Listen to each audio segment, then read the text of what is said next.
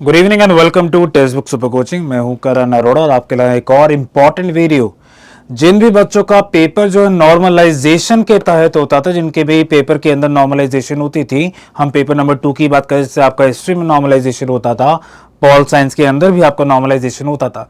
तो काफी important supreme court का जजमेंट आपका ये आज आया है 30 मई 2025 को। काफी इंपॉर्टेंट जजमेंट आपका ये रहने वाला है, तो ध्यान से अगर हम देखेंगे कि जजमेंट क्या कहते हैं, उसके बाद हम डिस्कस करेंगे कि आपके एग्जामिनेशन के ऊपर, यूजीसी नेट एग्जामिनेशन के ऊपर उसका क्या इंपैक्ट पड़ सकता है।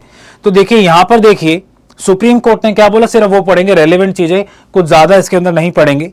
ठीक है, holding examination in two shift creates arbitrariness and also does not keep all candidates at the same level. Any two question paper can never be said to be of an identical level of difficulty or ease. कहता है कि जो आप examination जब दो shift के अंदर hold करते हैं तो कभी भी ये नहीं कहा जा सकता कि भाई पहली शिफ्ट का और दूसरी शिफ्ट का जो पेपर है वो बिल्कुल सेम लेवल ऑफ डिफिकल्टी का होगा। हमेशा वहां पर आर्बिट्रेरीनेस रहेगी, हमेशा वहां पर आपको लगेगा कि यार ये क्या हो रहा है, मेरे साथ गलत हुआ है, उसके साथ सही हुआ है। तो सुप्रीम कोर्ट ने क्लैरिफाई कर दिया कि ये एक तरीके से आपके फंडामेंटल राइट्स के विरुद्ध है, एक तरीके से आपके आर्टिकल नंबर 21 के विरुद्ध आपका ये रहता है।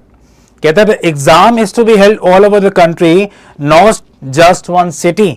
We are not ready to accept that in entire country, and considering the technological advancement in this country, the examining body could not find enough center to hold the examination in one shift. Supreme court अब कहती है कि देखिए हम ये नहीं मान सकते कि आपके जो इतने सारे सेंटर्स हैं ऑल ओवर इंडिया, तो क्या आपके पास इतने सेंटर भी नहीं है कि आप पेपर कंडक्ट करवा सकें? क्या आपको इतनी नीड आ चुकी है, या सिर्फ आप पैसा खर्च नहीं करना चाहते, या सिर्फ आप पैसा खर्च नहीं करना चाहते? सिर्फ यही मतलब हो सकता है कि जब आप दो शिफ्टों में करवाना चाहते हैं और उस पैसा ना खर्च करने की वजह से क्या होता है कि आप कैंडिडेट्स का एक तरीके से आर्बिट्ररी तरीके से उनके राइट्स को आप वायलेट करते हैं। हर एक कैंडिडेट जो पेपर देके आता है, जिसका क्वालिफाई नहीं होता, वो फील करता है कि मेरा मुश्किल आया था, उसका इजी आया है, अगर मैंने दूसरी शिफ्ट में पेपर दिया होता तो हो सकता है कि मेरा क्वालिफाई हो जाता। उसके बाद सुप्रीम कोर्ट ने देखिए क्या बोला, सुप्रीम कोर्ट के द्वारा बोला गया द नॉर्मलाइजेशन, ध्यान से देखिए, नॉर्मलाइजेशन में B applied in exceptional cases but not in a routine manner year after year. काफी इंपॉर्टेंट लाइन रहेगी कि जो नॉर्मलाइजेशन है, चलो कुछ एक्सेप्शनल सर्कमस्टांसेस हैं तो चलो आपने नॉर्मलाइजेशन कर लिया, ठीक है, लेकिन ऐसा नहीं हो सकता कि आपका एग्जामिनेशन हर साल होता है और हर साल आपको नॉर्मलाइजेशन की जरूरत पड़े।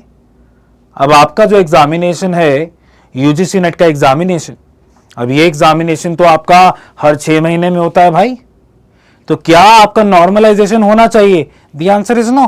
ये शायद आप भी अग्री करते हैं, मैं भी अग्री करता हूं, और अब सुप्रीम कोर्ट के द्वारा क्लैरिफाई भी कर दिया गया कि normalization may be applied in exceptional cases only, और आपका रूटीन मैनर, अगर आपका हर साल पेपर होता है तब आपका नॉर्मलाइजेशन जो है नहीं किया जा सकता। तो आप लोगों के लिए खुशखबरी भी है कि आपके पेपर के अंदर नॉर्मलाइजेशन नहीं किया जाएगा। आपके पेपर के अंदर नॉर्मलाइजेशन नहीं किया जाएगा, क्योंकि नॉर्मलाइजेशन अगर किया जाता है तो इस जजमेंट के आप विरुद्ध में होंगे, इस जजमेंट के अगेंस्ट में होंगे जो आज आपकी जजमेंट आई है। तो अगर एनटीए इस बार सोच भी रहा था कि नॉर्मलाइजेशन करेगा, तो भूल जाए कि नॉर्मलाइजेशन अब आपका होने वाला है, तो काफी इंपॉर्टेंट इंपैक्ट आपके एग्जाम्स के ऊपर भी इसका आ सकता है। आज के लिए इतना ही, गुड बाय।